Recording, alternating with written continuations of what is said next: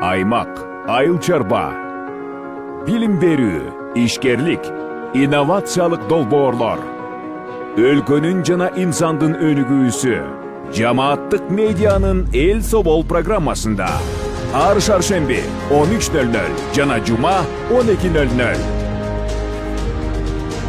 Бизге Facebook, YouTube'дагы жамааттык медиа баракчалары аркылуу кошулуңуз. Ошондой эле аймактардагы жамааттык медиа радиолорунан угуңуз. Кутман күнүңүз менен көрөрман жана угарман, сиз түз эфирдеги эл собол программасынын кезектеги берүүсүн көрүп баштадыңыз. Эфирде мен Айгерим Куатбекова алып баруудамын. Биз бүгүн үйдү жылуулоо туурасында энергия эффективдүүлүк боюнча эксперт Жаныбек Кулумбетов жана Парето долбоорунун энергияны үнөмдөө боюнча инженери Айдар Канатбеков менен сүйлөшөбүз. Урматтуу көрөрман, сиз бизди социалдык медиа аркылуу көрүп жаткан болсоңуз, түз эфирде студиянын меймандарына конокторуңуз сурооңузду узатсаңыз болот. Эфирдин жүрүшүндө сурооңузга жооп алып берүүгө аракет кылабыз. Саламатсыздарбы, студияга кош келиңиздер. Биз буга чейин ошо эмне үчүн жылуулаш керек, анын маанилүүлүгүнө көп ире токтолуп келдик элек. Эми жылуулоону кантип башташ керек, качан башташыбыз керек, ушул боюнча сүйлөшсөк. Мындай жөнөкөй мындай жалпылап айта турган болсок, үй өзгөчө кыштын күнү, анан жайдын күнү өзүнүн баягы касиеттерин көрсөтөт да. Эгерде толук жылууланган болсо, анда көп ысыкты өткөрбөйт, суукту да өткөрбөйт. Ошол эле убакта ага жылытуу үчүн кыштын күнү керек болгон энергия азыраак сарпталат да. Ошон үчүн үйлөргө токтоло турган болсок, азыркы мезгилде ошондой үйлөрдү куруу актуалдуу маселеге айланды. Материалдардын түрлөрү көп, мүмкүнчүлүктөр да кеңейди, технологиянын түрлөрү бар, жаңы жабдуулар пайда болду. Ошолордун жардамы менен азыр өнүккөн өлкөлөрдө дома с нулевым потреблением да коет. Такыр энергиясы жок, жылуулукту сактаган мүмкүнчүлүккө да жетүүгө болот да. Эми Кыргызстандын шартына өтө турган болсок, Кыргызстанда жылына орточо эсеп менен 10 миңден ашык үй курулат. Анан курулган үйлөрдү эле ушул жылуулоо аркылуу ошол деңгээлге жеткирсек болот да. Эми жөнөкөй эле айта турган болсок, фундамент жылууланбаса 10%ке чейин печкадан чыккан жылуулук жоготууга дуушар болот. Дубал 20%ке чейин, терезе аркылуу 20%ке чейин, потолок аркылуу 20дан ашык процент, моор аркылуу кетет да. Жоготуу ошактан суу өтүп кетет дегенди билдирет да. Ошон үчүн биз жылуу жакшы мүмкүнчүлүгү бар үйдү жасаш үчүн ушул мен айтып аткан нерселердин баарын жылууласак, термос сыяктуу болгон үйдө жылуулукту сактоо мүмкүнчүлүгү жаралат. Энергиясы жок деле жылуу сакталып туруу мүмкүнчүлүгүнө жетебиз да. Ошон үчүн биз поэтапно айтып өтөлү, анан кийин суроолор бар болсо кошумчалап кете берели да. Мисалы үчүн фундаменттен баштайлы. Үйдү курганда эле фундаменттен башталат. Фундамент бетондон тургандыктан металл кошулуп жасалат. Ошондуктан ал жердин асты менен жер менен байланыштуу участок үйдүн. Ошон үчүн жердеги нымдуулук, жердин айланасын, үйдүн тегерегиндеги суук аба фундамент аркылуу өтөт, дагы дубалга берилет. Ошон менен үйдүн ичи муздак болуп калат да. Фундаментти биз мындай сунуш кылабыз. Азыркы күндө бул таралган эле жол. Фундамент жерге байланышып тургандыктан нымдуулукка чыдамдуулугу жогору болгон материал менен жылууланышы керек. Пенопласт тыгызыраак болгону жакшы же пеноплекс менен. Биринчи анын бети гидроизоляцияланат. Кадымкы эле жанагы бизде илгери убакта смола деп коечубуз, чакыч деп коет. Ошону эритип бетин ошон менен обработка кылып туруп, анын бетине анан кийин жанагы пеноплекс же пенопласты 5 сантиметр пенопласты 3 сантиметр пеноплексти жердин уровенинен ылдый көздөй тоңгон уровенге чейин жылууласа, андан да сонун болот да. Себеби жердин асты аркылуу да бизге суу өтөт да. Ошондой жылуулаган убакта анан фундаменттин бетин жанагы декоративный үстүнкү бетин декоративный жаап коюп, же обычно мындай кафель деп коет, коздоп, анан кийин атмоска коюп, атмосканы дагы сууда агып дубалга тийбей тургандай абалды түзүп турган болсок, бул фундамент аркылуу суу өтпөйт үйдүн ичине. Ошон үчүн биз поэтапно кетели да. Кийинки этабы дубал болот. Мен коллегама сөз берейин. Дубалга деле ошол пеноплекс, пенопласт деген материалдарды колдонсок болот албетте, бирок ал синтетикалык материал болуп эсептелинет, анан күйүтүүчү материал. Дубалга желательно биз рекомендация кылганда базальт материалын рекомендация кылабыз. 5 сантиметрден жогору болуш керек калыңдыгы.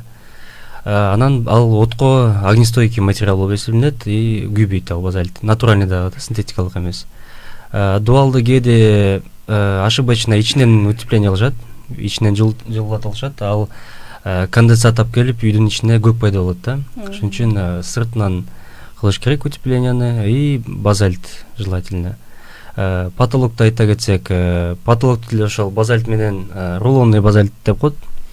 Рулонду төшөп, обязательно пароизоляциясын төшөп, анткени үйдөн чыккан ним базальтка тийбей, ошол пароизоляцияда калып калыш керек. Анан жаңы технология азыр аябай колдонулуп келатат. Бул жидкий пенополиуретан деген. Бул жидкий болуп келип туруп эле чачышат атайын аппаратурасы менен. Кийин ал катып, анан шел жок, герметичный кылып жылуулатат да потолокту. Мындай базальт менен кылсак, по-любому балкалардын ортосунда кичинекей шелдер калып калат экен. Пенополиуретан ал болсо аябай герметичный кылып потолок жакшы болуп калат экен да. Жылчыгы жок болуп жабылат да. Ал жанагы өтө сложный рельеф болгон жерлерге деле үстүнөн балкалар болгон эски үйлөр бар. Ошолордун үстүнөн эле бир слой болуп кете берет да. Ошондой кылып жылууласа болот. Мансарды дагы, потолокту дагы. Эми дубалга тиешелүү мен дагы кошумча маалымат катары айтып кетели. Азыркы убакта курулуп аткан үйлөр сэндвич панелдер бар. Ал даяр жылууланган материал. Аны туура эле чогултуш керек да, бири-бири менен бириккен жерлерине туура жылчыгы жок, жанагы тепловой мост деп коет, соктоп төрбөгөндөй шапта жасаш керек. Анан кийин азыркы убакта каркасный үйлөр деген да пайда болду.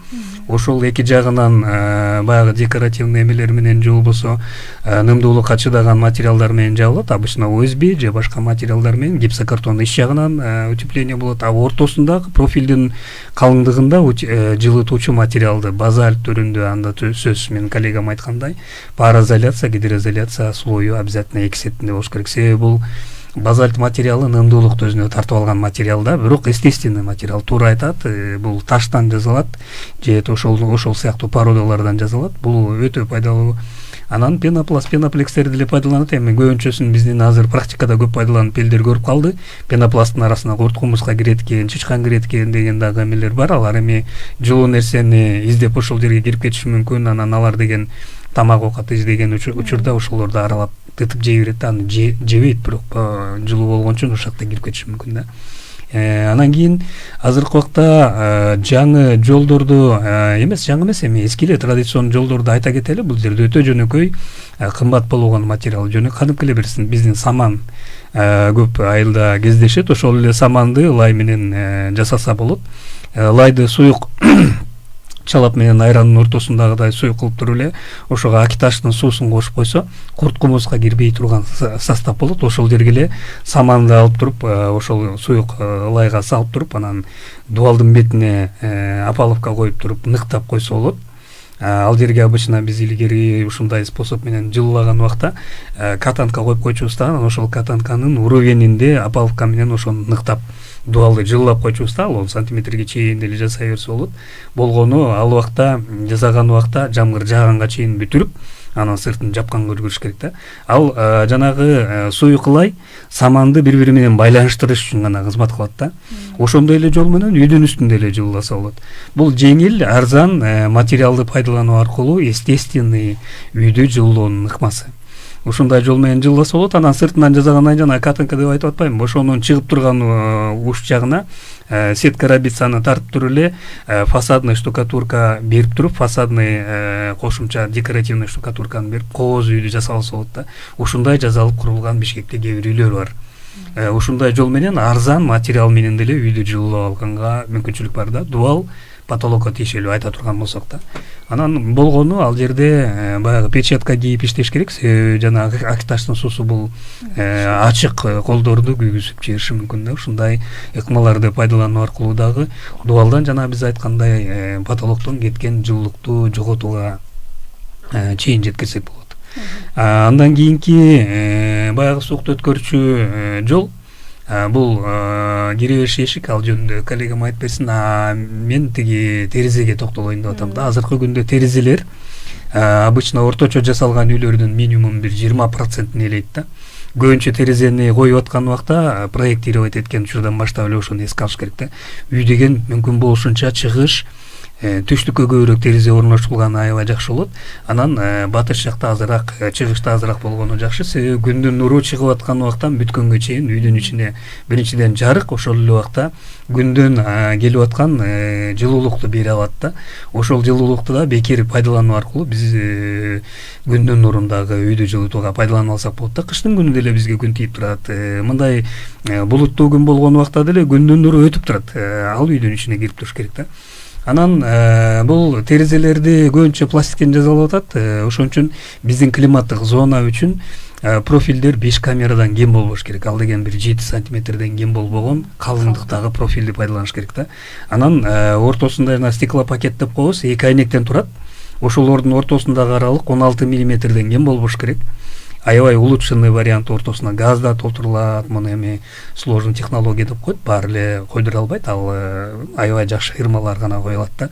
Анан айнектин бетинде ич жак тарабында турган айнектин ички бетине напыление кылып коет, жанагы серебристый пар деп коет, күмүш пары менен. Ошол сыяктуу материалдар бар. Бул деген инфракызыл нурду өзүнөн чагылдырып, үйдүн печкадан чыккан жылуулукту кайра үйдүн ичинде сактап, бизге иштетүүгө шарт түзө турган мүмкүнчүлүк да. Анан ал ошол эле напылениени күн тийген жагына кыла турган болсок, ультрафиолетовый лучтарды чагылдыра турган атайын слой берип кое турган болсок, анда күндүн нуру, жайдын күнү ысыган убакта күндүн нуру ультрафиолетти көбүрөөк берет. Ошол күндүн нуру көп үйдүн ичине өтпөй, жайдын күнү салкыныраак сакталат да. Ушундай шартты түзүп алуу менен үйдү курса болот. Экинчи дагы бир эми лайфхак деп айтып калдык азыркы мезгилде, жөнөкөй баягы дагы бир ыкма да. Үйдү куруп атканда 2 этаж кура турган болсок, балкон коюп атабыз. Ошол балконду бир аз чыгарып 1 метр ушундай аралыкта чыгарып кое турган болсок, экинчи этажда, биринчи этаждын потологунда турган балкондун выступать эткен бөлүгү жайдын күнү күндүн нуру өйдө көтөрүлөт да. Ошондуктан тиги балкондун үстүнө тиет дагы биринчи этаждагы терезеге күн өтпөй калат. Ушундай ыкманы да пайдалансак болот. Мындай ыкмалар көп. Дуалды кара түскө боеп коюп, же болбосо дуалдын бетине айнекти коюп, ортосундагы аба мейкиндигин калтырып, же болбосо азыркы убакта жана веранда деп койчубуз, илгери убактачы. Ошондой жерлерди жасап, ошонун ичинде жылуулукту аккумулировать этип, анан үйдүн ичине бергенде мүмкүнчүлүктү түзсөк болот. Эми дагы жакшы толтур ыкмалар бар, аларды последовательно айтып берели. Сырткы эшик, Сырткы эшик үчүн айта кетсек, албетте бул жыгач эшиктер үйдүн жылуулугун бат эле чыгарып салат кыштын күнү.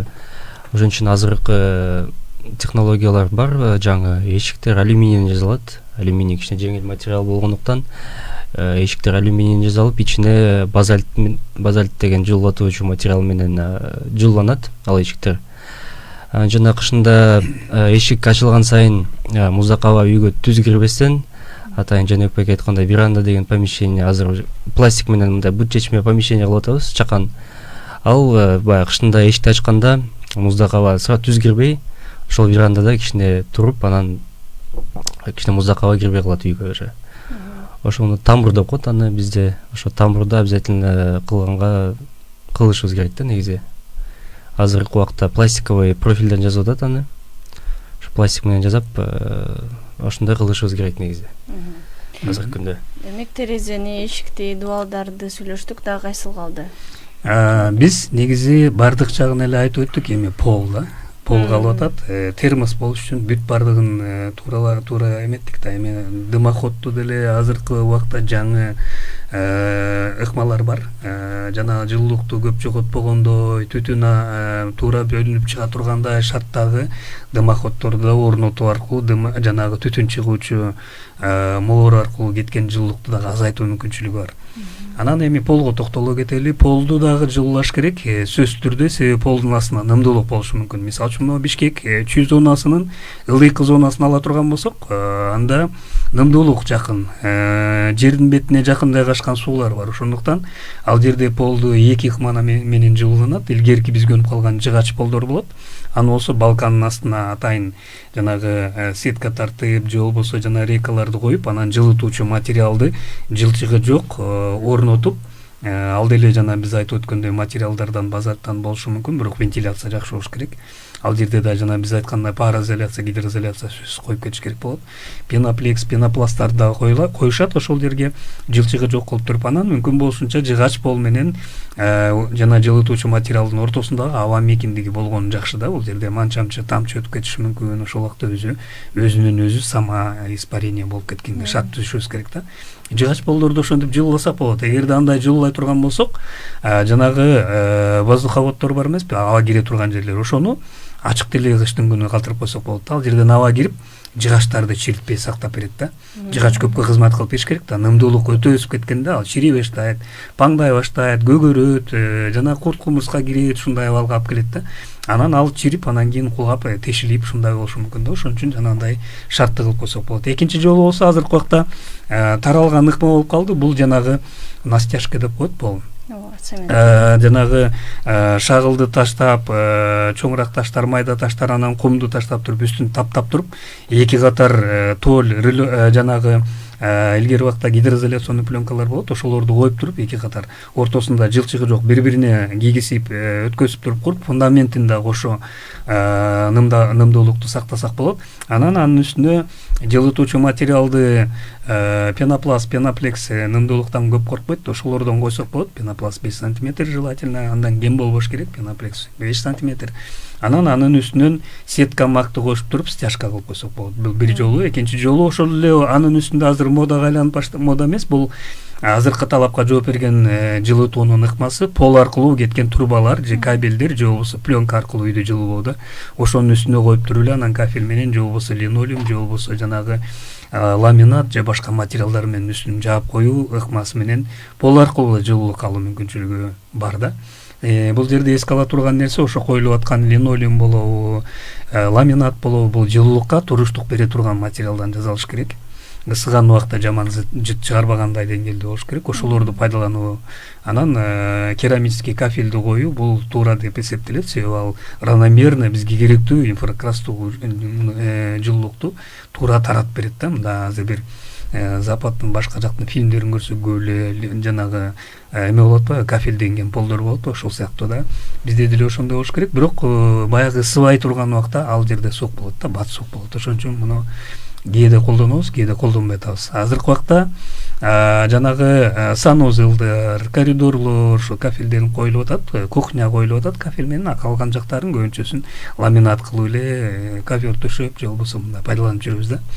Ушундай ыкма менен полду жылууласак болот. Бул полду жылуулагандан кийин жана биз айтып өткөндөй, биз айтып аткан жанагы жоготуунун баардыгын жок кылган болобуз да. Бул жерде эми туура система отопления коюп туруп эле үйдө азыраак энергия менен, азыраак көмүр, азыраак электр энергия, азыраак газ сатып алуу менен эле үйдө жылуулап койсок болот. Отопление жөнүндө коллегама сөз берейин анда. Отопление система жөнүндө айта кетсек, бул бүт баарыбыздын үйүндө эле установка болгон суу системасы, батарея менен, радиатор менен, трубалар менен өткөрүлгөн система. Бирок азыркы күндө эффективдүү системасы бул теплый пол деп коет. Баягы стяжканын астына атайын трубаларды коюп, ошолдон кийин ызык суу жүгүрүп турат. Бул полдун эмнеси эффективный экен, анткени ал деген эгерде батареяга биз сууну 60-65 градуска чейин жылытсак, полго бир 30-35 эле жетишет экен. Ал бөлмөнү аябай жылуу кылып берет экен. Воздушный система отопления деген бар, азыркы күндө популярный. Бул деген кафелерде, бул коммерческий зданияларда колдонулуп атат. Вентиляция системасынан сырттагы абаны жылытып, ошо аба менен отопление болуп турат да. Тепловой насос деген технология бар. Бул деген 1 киловатт электр энергиясын алып, 3 киловатт жылуулук энергиясын берет. Аба вентиляция системасына кошулат. Обычно эле бул үйдөгү кондиционерден эле чоң промышленный масштабтагы технологиясы да. Бул эми жаңы технологияларга, анан отопленияга токтоло турган болсок, азыр эми илгерки убактагыдай системада чоң суудун көлөмүн пайдалануу бул илгерки ыкма болуп калды да. Ага көп энергия керек болот. Көп энергия сарпталып, газ, электр энергия, көмүр жагылат да. Азыркы системаларды ала турган болсок, алар көбүнчө жана полдун астындагы система менен кетип атат. Анан азыр 2 этаж кылгандар биринчи этажын полдун астындагы система менен отопление кылып атат. Экинчи этажды кээде ошо полдун астынан же болбосо дубалдарга радиаторлорду коюп атат да. Анан бул жерде эң маанилүү нерсе ошо жылуулук бере турган печка. Туура жасалган сертификаты бар фирмалардын тастыкталган деңгээлде пайдалуу аракет коэффициенти жогору болгон мештер пайдаланыш керек да. Андай жакшы жасалган мештер биздин Кыргызстанда деле жасалып атат. Былтыр биз атайын ушул Көк Жар жакта бир үйгө барып көргөнбүз. Шаардын жетекчилери менен барганбыз, депутаттар, журналисттер менен барганбыз. Ал үйдө 2 камерада көмүр күйөт да. Биринчисинде камерада көмүр күйөт, экинчисинде ошол көмүр күйгөндөн кийинки жана түтүн бар го. Смог деп азыр проблема кылып атпайбыз. Ошол экинчи камерага келгенде жогорулата турган температурада ошол газ толук күйбөгөндүктөн түтүн кара болуп чыгат да. Ошол кайра толук күйүп, анан тияка түтүн чыкпай калат мордончу. Ушундай жол менен күйүүчү заттардан болгон энергия, жылуулук энергиясын толук өзүбүз алып алсак болот.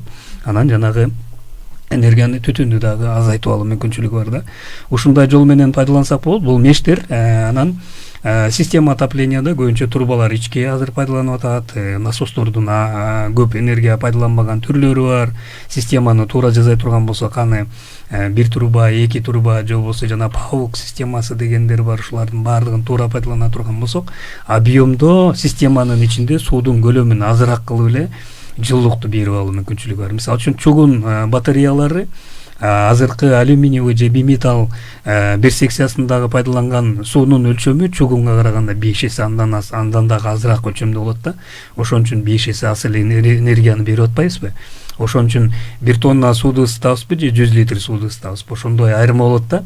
Ошондой эле азыраак суу менен жылуулукту берип алуу мүмкүнчүлүгү бар. Бул дагы бир чоң мүмкүнчүлүк. Үй жылуулангандан кийин үйдү жылытууга кеткен энергия азыраак эле болуп калат да. Эми мунун баарын кайсы убакта жасаш керек деген суроо.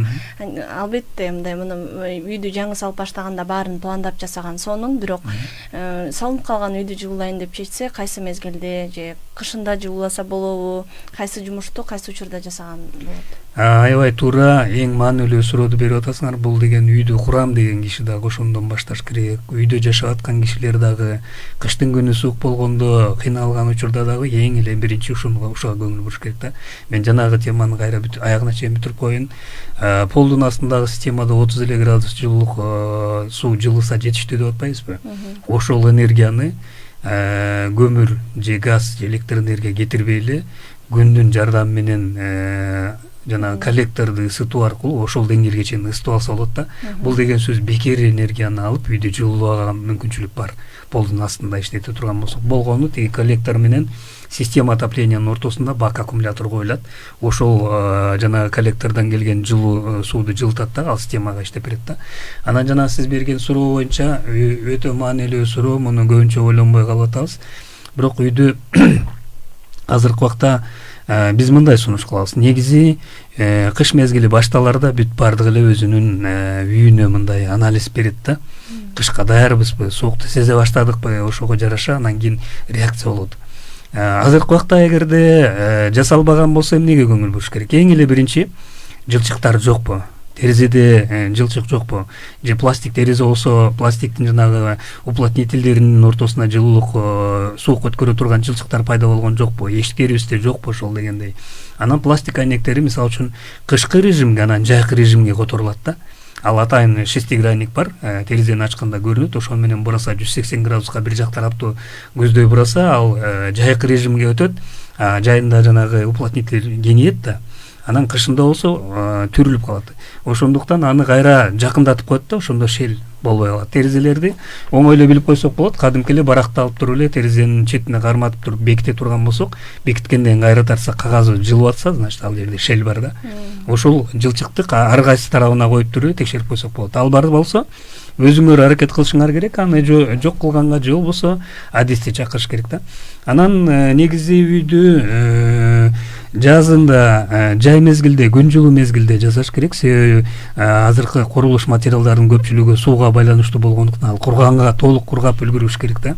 Анан ошону жасап койгондон кийин ошол жазында жайында жасап койсо күзгө чейин анда жакшы болот. Анан кыштын күнү болсо үйдүн ичиндеги гана жумуштарды жасаса болот. Кээ бир иштерди суук түшкөн убакта деле жаза берсек болот да, бирок сыртын жаза берсек анда сөзсүз түрдө пленка менен толук жаап алып туруп, анан ошонун ичинде температураны режимди сактап алып, анан кийин гана иш алып барышыбыз керек да. Муну деле аткарсак болот. Бирок биздин сунушубуз боюнча мүмкүн болушунча күн жылуу мезгилде ушул иштин баарын толук бүтүрүп алыш керек. Биринчиден жылуу күн дагы узун, материалдар дагы өзүнүн иштөө технологиясынын температурасы бар режими ошол сакталат. Кыштын күнү суук болуп кеткенде катып кетиши мүмкүн, баягы бири-бири менен байланыштар үзүлүшү мүмкүн, механикалык, физикалык, химиялык жанагы касиеттери да өзгөрүп калышы мүмкүн. Ошон үчүн желательно күн жылуу мезгилде жасаш керек. Кыштын күнү мисалы үчүн үйдүн үстүндө жанагы коллегам айтып өткөндөй утепление кыла турган болсок, мындай тоңбогон жери болсо изоверди 2 катар кылып таштап койсо болот. Кыштын күнү деле башка материалды шифердин астында суу өтпөгөндүктөн жасай берсе болот. Ушундай ыкмаларды жасасак болот. Бул ыкмаларды жасаган. Анан кийин дагы бир материал, кээ бир азыр технологиялар бар. Мисалы үчүн үйдү толук термос кылып барк жагын жаап койгондон кийин, ысыткандан кийин үйдүн ичинде дем ала албай каласың да. Анын үстүнө азыркы үйлөр, современный үйлөр, санузел, кухня, стиральный машина бар үйдүн ичине киргизип койбодукпу? Нымдуулук бар да. Ошол нымдуулук биринчиден, экинчиден температура, абанын алмашпаганы бул зыян. Ошон үчүн азыр дуалды тешип эле ошол жерге кыштын күнү деле рекуператор деген сыяктуу жанагы жабдууну коюп койсок болот. Ал муздак абаны сырттан киргизип берет, үйдүн ичинде пайдаланган аба, ысык аба чыгып баратып, сырттан кирип бараткан муздак таза абаны жылытып коет да, үйдүн ичине жылуу аба кирип турат да. Муну кыштын күнү деле жасаса болот, болгону туура жасаш керек. Анан жана жылчыктарын жасап аткан убакта материалдарды мүмкүн болушунча кичине жылуураак пайдаланган туура болот да. Кондиционерди койсо болот кыштын күнү. Эми бирок желательно өтө суук болгондо иштөө кыйын болуп калат да. Аны орнотууга иштеген кишиге деле ыңгайсыз болот да. Анан жогоруда ошо кыскача үйдүн ичин пенопласт менен жылууласа болбойт деди. Бизде да ушундай суроолор бар болчу. Эмне үчүн үйдүн ичин жылууласа болбойт? Анан дал ушул пенопласт менен жылуулаганда бул жерде өрт коопсуздугунун айынан элеби же дагы кандай себептер бар? Бул жерде менин коллегам айтып өткөндөй, үйдүн ичинде нымдуулук жогору болуп атпайбы? Эгерде жанагы пенопласт, пеноплекс бул влагостойкий материал да. Нымдуулуктан коркпойт. Анан анын үстүнө пеноплексtin бети, пенопласттын бети жылуу болуп атпайбы? Анан ичинде эле нымдуулук болсо, үйдүн ичиндеги абага караганда дуал кичине муздак айырмасы болуп турат да температуранын. Конденсат +8 градус деле пайда болот, тамчы. Бул жайдын күнү эртең менен эрте туруп көчөгө чыксаң, шүдүрүм кадимки жалбырактын бетинде болот да. Ушул сыяктуу үйдө деле пайда болот. Өзгөчө үйлөрдө, мындай нымдуулук бар үйлөрдө потолоктун бурчтарын карасаңар, потолокко жакын жерлерди карасаңар, ысык аба үйдө көстө көтөрүлөт да. Терезенин жээктеринде жылчык пайда болсо, ошол жерде нымдуулук пайда болот. Ошон үчүн нымдуулукту дуалга барып конденсат пайда болбош үчүн өзгөчө жылытуучу материал менен дуалдын ортосундагы аралык аба мейкиндиги пайда болуп калчу болсо, анда жанагы пенопласт менен дуалдын ортосунда жанагы көгөргөн жер пайда болсо, ал көбөйө туруп үйдүн ичинде жаман жыттагы зыяндуу абалга да алып келиши мүмкүн да. Ушундай учурга жеткирбеш үчүн эми мунун өзүнүн технологиясы бар. Үйдүн ичинен да жасаса болот. Европада, Россияда бул көбүрөөк таралган эле ыкма болгону аны аябай туура жасаш керек. Кадимки пенопластты кафелди койгондой бир жылчыгы жок, дуал менен сплошной ортосундан аба мейкиндиги калбаган деңгээлде чаптап жармаштырыш керек. Экөө бириккен жерде дагы эч кандай жылчык болбош керек да. Анан ошондо гана жанагы дуалдын бетине үйдүн ичине жасоо мүмкүнчүлүгү бар. Эми муну биздин практикадан көрүп жүрөбүз. Көбүнчөсүн этажный үйлөрдө балконду жылытууда ушул ыкманы жасап жүрүшөт да көпчүлүгү. Иштейт, андай деле кылса болот. Болгону бул жерде жана нымдуулукту сактоо, анан вентиляция жасалган убакта эске алып жасаш керек да. Анан азыркы убакта ошол нымдуулукту туура пайдаланууга шарт түзө турган жана Knauf деген немистердин бир чоң фирмасы бар. Ошолордун атайын материалдарын пайдаланса болот. Гипсокартондун дагы ошондой гигроскопичный деп коет. Алар өзүнө нымдуулукту тартып алат дагы. Анан баягы керек болгон убакта нымдуулук кайра берип турат. Биздин үйдүн ичи дагы дем алат да, кадимкидей жашайт. бир убакта ынымдуулук пайда болот, көбөйөт, анан бир убакта кургап кетет да. Ошондо гипсокартондун ичиндеги ынымдуулук кайра чыгарып берип турат да. Ушундай гипсокартондорду коюу аркылуу да үйдүн ичинен жылууласа болот. Эми бул сложный технология, муну билген кишилер жасаганы туура да. Чоң рахмат сиздерге. Бизге бөлүнгөн убакыт соңуна чыгып калды. Сиздерге ыраазычылык билдиребиз. Урматтуу Жамааттык медианын көрөрманы жана угарманы, сиз түз эфирдеги Эл Собол программасын көрдүңүз. Анда үйдү туура жылуулоо туурасында сүйлөштүк. Суроолорго энергия эффективдүүлүк боюнча эксперт Жанбек Кулумбетов жана Перета долбоорунун энергияны үнөмдөө боюнча инженери Айдар Канатбеков жооп беришти. Эфирди мен Айгерим Кубатбекова алып бардым. Кайрадан эфир аркылуу амандашканча саламатта туруңуз. Аймак, айыл чарба, билим берүү, ишкерлик, инновациялык долбоорлор, өлкөнүн жана инсандын өнүгүүсү Жамааттык медианын Эл Собол программасында ар шаршемби 13:00 жана жума 12:00. Бизге Facebook, YouTube'дагы Жамааттык медиа баракчалары аркылуу кошулуңуз. Ошондой эле аймактардагы Жамааттык медиа радиолорунан угуңуз.